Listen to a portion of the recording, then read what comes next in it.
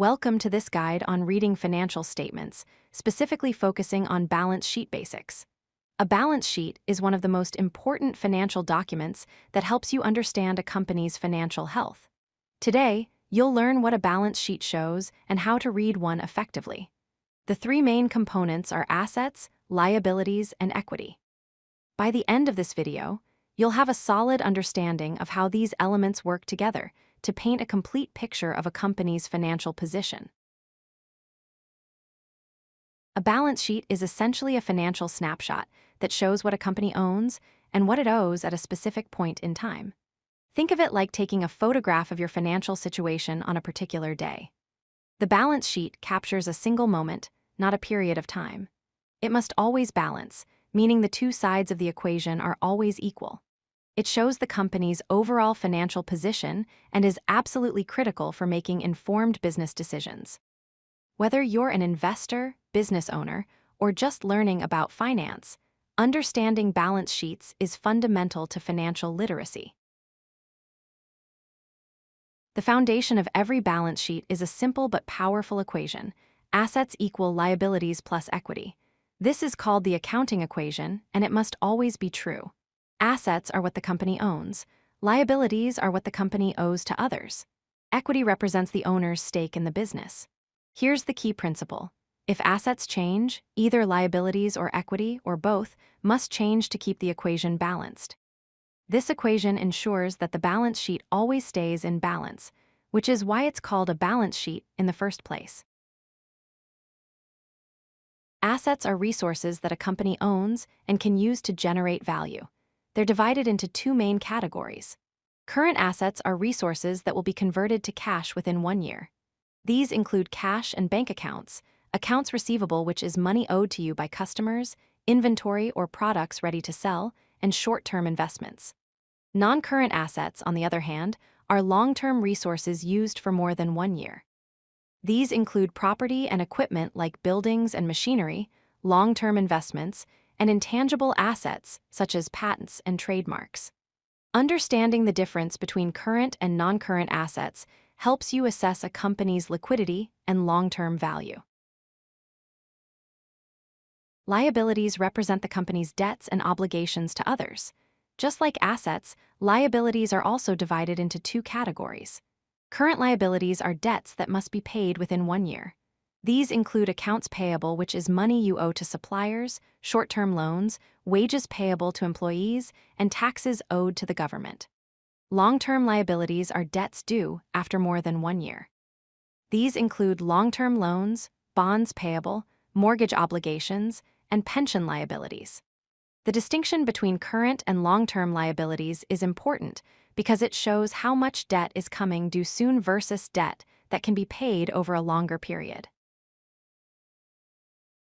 Shareholders' equity represents the owner's claim on assets after all liabilities are paid.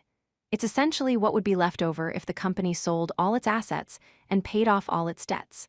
Equity has several components. Common stock is the money invested by shareholders in exchange for ownership in the company.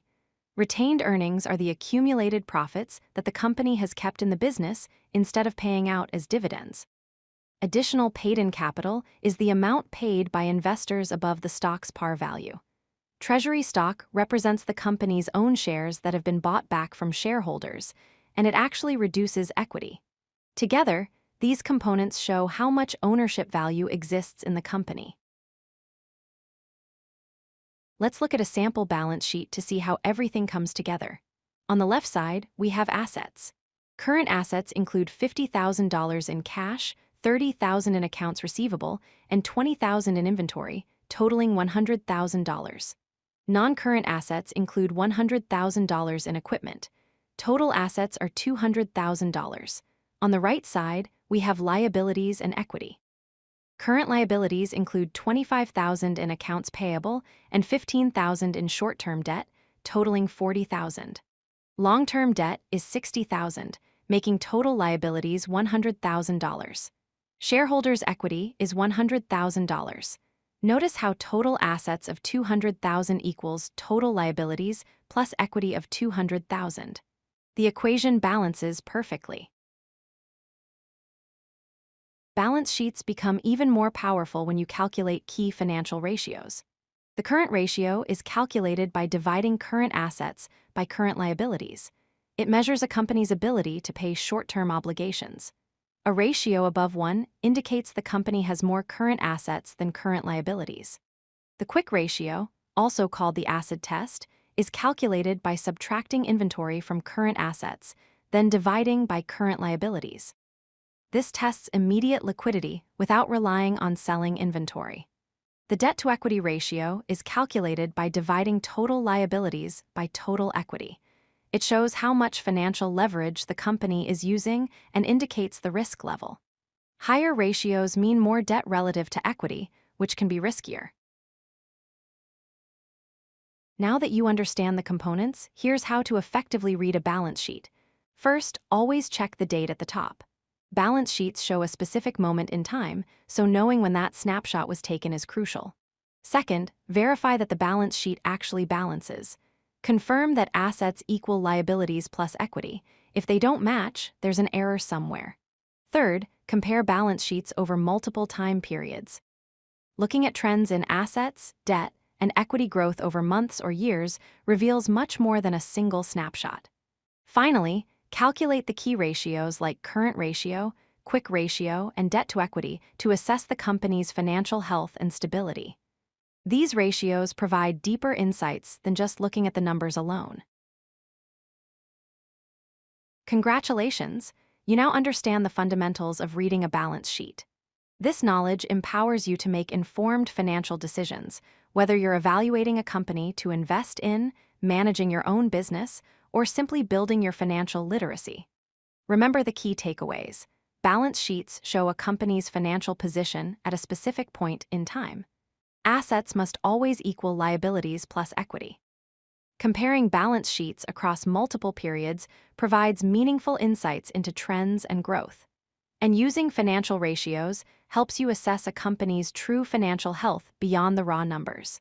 Keep practicing these skills, and you'll become more confident in analyzing financial statements. Thank you for watching, and good luck on your financial literacy journey.